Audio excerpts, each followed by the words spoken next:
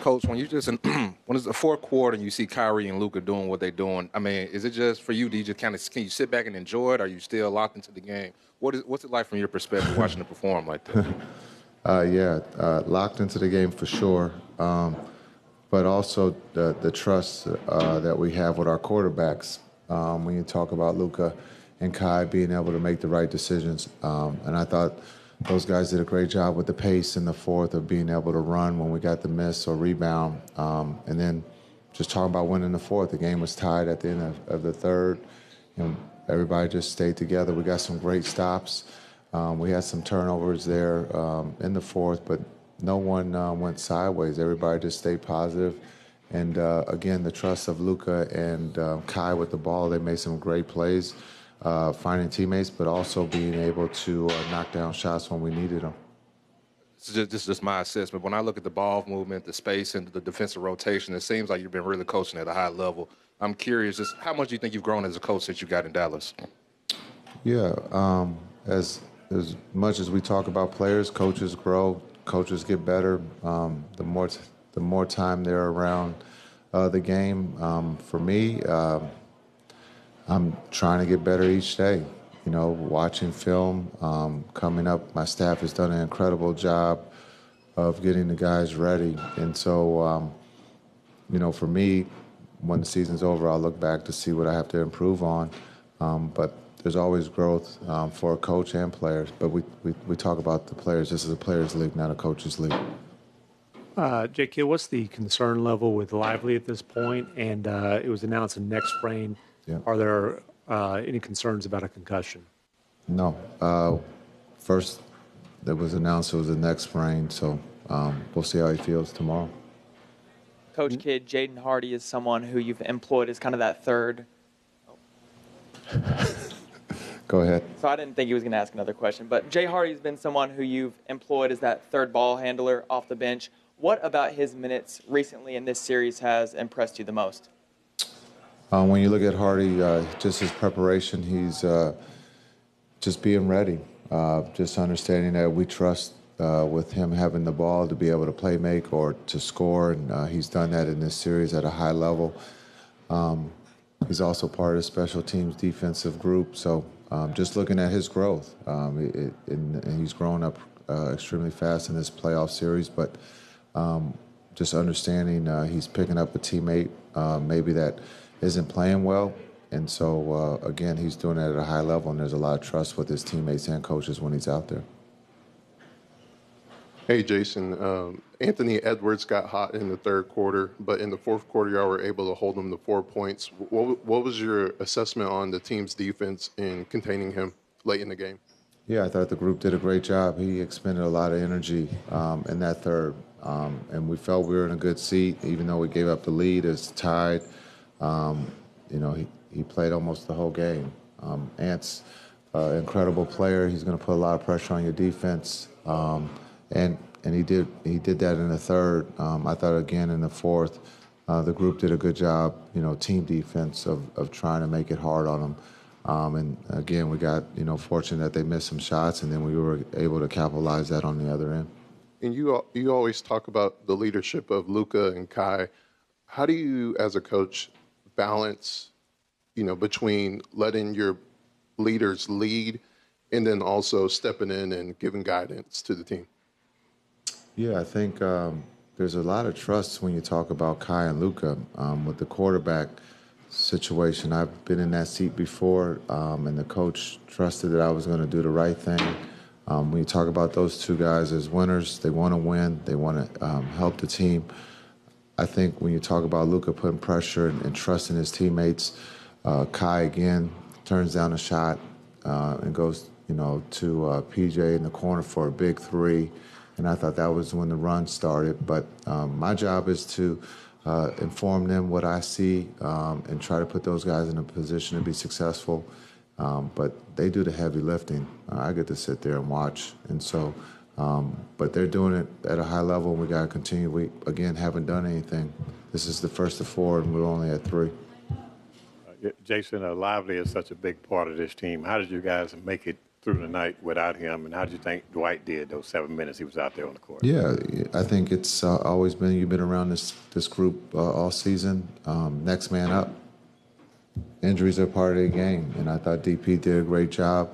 Understand we went small there for a little bit, but I thought DP came in, hadn't played in a while, knocked down some free throws, was aggressive on the defensive end, had a good look on the offensive end, didn't go down for him. But if Lively's out, DP's going to be ready to play, and we trust him. What did you guys do from a defensive standpoint there in the fourth quarter when you held them to 20 points? Yeah, I think sometimes you look at the defense, we're trying to protect the paint. Also, we're trying to guard the three-point line. Minnesota is a very good team, and they can, stretch you out. And I thought the extra effort tonight was at a high level. And again, our defense wasn't perfect, but we got the misses when we needed to and got the rebound. And that's the big thing we've talked about as a group. Our defense we feel is pretty good, but a lot of times we come up and we don't get the defensive rebound. But I thought tonight in the fourth quarter we did a really good job. Jason, you just mentioned the small ball. What were you seeing when you chose to go to that early in the fourth quarter? Then what were you thinking? What were you seeing when you went back to Gafford as the main center? Yeah, we were going to use PJ as the new sprinter with Gaff. We were just going to rotate the bodies at the 5, and so PJ was the next one up to be in that situation and to go small.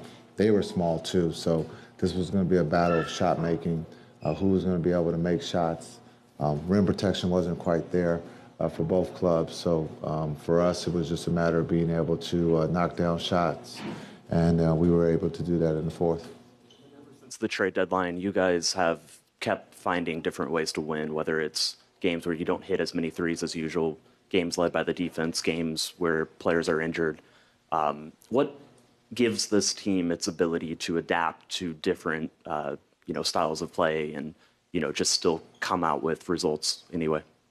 I think it's just the trust. I think when you talk about that locker room, no matter who's on the floor, Hardy, PJ, D. Jones, Exum, Timmy, whoever is on the floor, they trust each other. And I think being able to have that trust, D. Jones didn't mean to throw it out of bounds, but we got the stop, and he threw it out of bounds. But the energy of the group felt like we can get another stop, and that's what's the beauty of this group in that locker room, is that we didn't get a shot, we didn't get points, but we truly believe that we can play defense, and that's kind of cool to see. Coach, over here. Y'all made it clear that you're not going to worry about what people have to say. You guys just have your confidence. You believe in your ability. How much has that impacted this 3-0 series lead so far?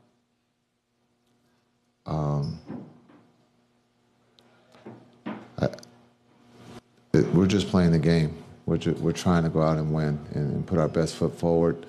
We're playing a very talented and well-coached Minnesota team.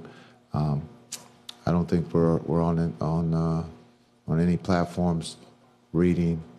We're just actually a group that loves to play the game of basketball on the biggest stage. So we leave it to you guys to write the stuff and talk about it. We just answer the questions and we keep it moving. And that's what's kind of cool about this group. Jason, Kyrie and Luka both had 30-plus tonight. Third time this postseason they've had in the same game. That hasn't been done with the backcourt in about 50 years. Not all star pairings work. In your mind, why does this combination just seem to work so well? Well, I think when you talk about maturity, skill set, they fit. Kai's been around the block. He's been with great players. He doesn't mind being second or 1B. You just don't find that a lot of times in this league, and understanding that he will show when he needs to show, and he's done that with Luka this season. He's patient, he's calm, his energy is in a positive place. He loves Dallas, he loves this group of guys. He's mentoring the younger guys of what it means to be a pro. So,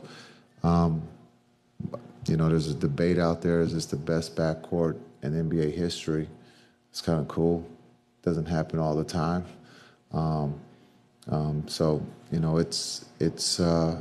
it works, and for Luka, his skill set is like no other. I mean, he's pretty good too, and he's not afraid of the moment, but he's not afraid to being able to go to Kai, and then understanding what he draws on the floor. You're not going to leave Luka, so that means it's a numbers game, and it's 4-on-4. And in this league, offense, when you're playing 4-on-4, the offense has the advantage. And so you look at coming down the stretch, make or miss, we got great looks with our quarterbacks being able to decide that. And it wasn't, that Luka wanted to shoot them all. He had his opportunities in game 2, and tonight Kai steps up and makes some big shots, but Luka also made some big shots. But just the trust that they have in one another is really cool to watch. Coach, this group has been particularly composed in different scenarios and closeout games throughout the postseason. What in your mind has enabled this team to keep the composure? And with your biggest closeout game yet, does the message there change at all? Yeah, I think composure, poise, the truth. We always speak the truth to one another, and that doesn't happen a lot of times in this league. So to be able to speak the truth and for them to be able to handle the truth in the moment and to be able to move forward. But the poise of this group and energy is at a high, and I haven't seen that a lot in this league, and it's a beautiful thing to see and to be involved with. So when you talk about the poise and the trust that they have in one another on the defensive end and on the offensive end, it's not about who scores the most points. We know Kai and Luka are going to do that, but they're not afraid of Exum or PJ, taking a big shot to win a game. Thanks.